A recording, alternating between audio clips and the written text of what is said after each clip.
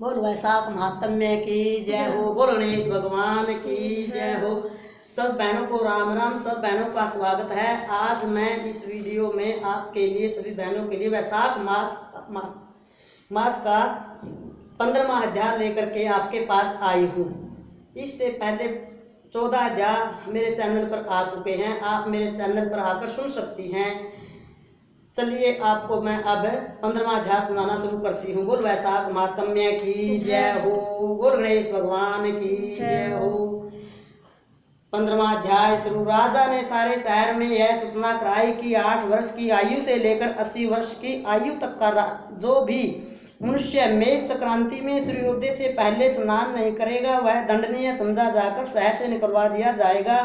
पुत्र, भार्या, इष्ट मित्र चाहे कोई भी हो, जो वैशाखोक्त धर्म का पालन नहीं करेगा, मैं उसको चोर के समान समझूंगा। प्रातः पवित्र जल में स्नान करो, स्थान स्थान पर प्याऊ लगाओ, यथाशक्ति योग्य ब्राह्मणों को दान दो तथा अन्य धर्म से कार्य करो। राजा ने प्रत्येक गांव में एक एक उपदेश करने वाला विद्वान ब्राह्मण नियुक्त कर दिया तथा 5 गांवों पर एक अधिकारी। इस प्रकार चक्रवर्ती राजा के शासन में यह धर्म वृक्ष सारे देश में विस्तार पूर्वक फैल गया। इस राज्य में जो पापी मर जाते थे वे भी वैकुंठ को प्राप्त होते थे। वैशाख मास में एक बार के स्नान से पापों से मुक्त होकर कोई प्राणी भी यमपुरी को नहीं जाता। इस कारण उस सूर्यवंशी राजा ने यम के सब लेखों को मिटा दिया। मनुष्य के जो भी पुराने कर्म थे सब नाश हो गए। बेचारे चित्रगुप्त के लिए लिखने को कुछ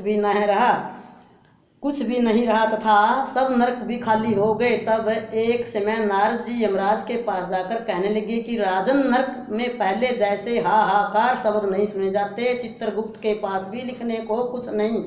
हाथ पर हाथ रखे मुनि बैठे हैं, बड़े बड़े पापी भी अब तुम्हारे लोक में नहीं आते, इसका क्या कारण है? तब धर्मराज कहने लगे कि हे महामुने, एक राजा पृथ्वी पर हुआ है। अपने राज्य में उसने आज्ञा दी है कि जो कोई वैशाख के धर्मों का पालन नहीं करेगा वह दंडनीय होगा। सो उसके डर के मारे प्राणी वैशाख मास के धर्मों का पालन करके वैकुंठ को जा रहे हैं। कर्मों के नाश से चित्रगुप्त के लिए लिखने को कुछ न रहा और मैं काठ की मूर्ति के समान बैठा हूँ। अब मैं युद्ध करके उनको मारूंगा, क्योंकि मेरे पास अब काम कुछ न रहा और सेवक को स्वामी का कार्य अवश्य करना चाहिए।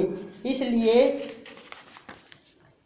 यदि वह मुझसे नहीं मरेगा तो ब्रह्मा जी के पास जाकर सब निवेदन कर दूंगा। इस प्रकार नारद जी से कहकर यमराज मृत्यु, रोग, जरा आदि सब सेवकों और अपने दूतों को साथ लेकर दंड धारण कर भैंस पर चढ़ पृथ्वी पर आया और सिंहनाद करते उस राजा की नगरी में चारों ओर से घेर लिया। इससे समस्त प्रजा अत्यंत भयभीत हो गई। राजा ने भी यह सुनकर कि यम ने नगर को घेर लिया है, अपनी सेना को सजाकर नगर के बाहर आया। राजा ने थोड़ी देर में ही मृत्यु काल तथा रोग और यमराज के दूसरे दैत्यों को मारकर भगा दिया। तब भैंस पर सवार होकर यमराज स्वयं राजा के सम्मुख आया और भीषण गर्जना करके राजा पर बाण चलाने लगा।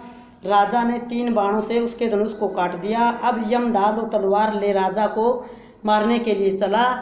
तब राजा ने उसकी डाल तलवार भी काट दी और काले सर्प जैसी फुंकार मारता हुआ क्रोधित होकर एक बाण यम के मस्तक पर मारा।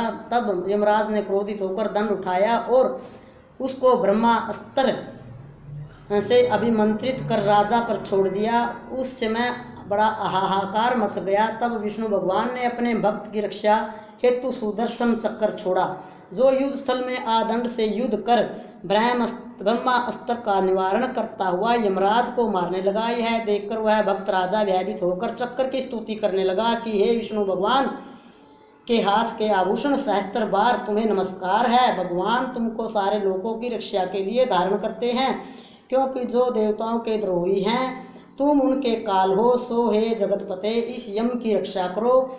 ऐसी स्तुति सुनकर चक्कर यम को राजा के पास छोड़कर स्वयं वैकुंठ को चला गया। फिर यम उदासीन होकर ब्रह्मलोक में ब्रह्मा जी के पास गया। उसको इस प्रकार देखकर सब सभागण विस्मित होकर आपस में कहने लगे कि यम का यहाँ पर कैसे आना हुआ? कहीं ब्रह्मा जी के दर्शन को तो नहीं आया। इसको तो कभी क्षण भर को भी अपना काम से अवकाश नहीं मिलता। देवता तो कुशल से हैं। ऐसी बात कभी पहले नहीं देखी न सुनी। यह सब ऐसा कह ही रहे थे कि तभी प्राणियों का स्वामी और सूर्य का पुत्र यम ब्रह्मा जी के चरणों में इस प्रकार गिर गया जैसे जड़ से कटा हुआ वृक्ष निराश्रित होकर पृथ्वी पर गिर जाता है। यम त्राही त्राही पुकारने लगा कि हे देवेश, मेरा अत्यंत अपमान हो गया है। मेरे वस्त्र व बही खाते फाड़ डाले हैं और मुझको अत्यंत पीटा गया है।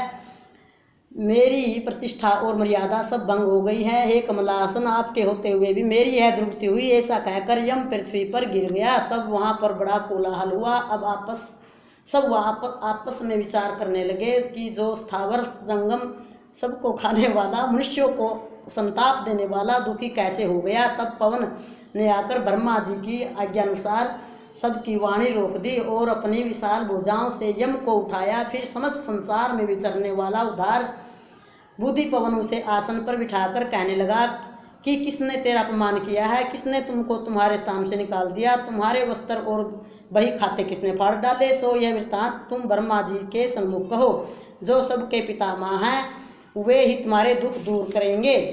बोल वैशाख महात्म्य की जय हो। 15वां अध्याय संपूर्ण हो।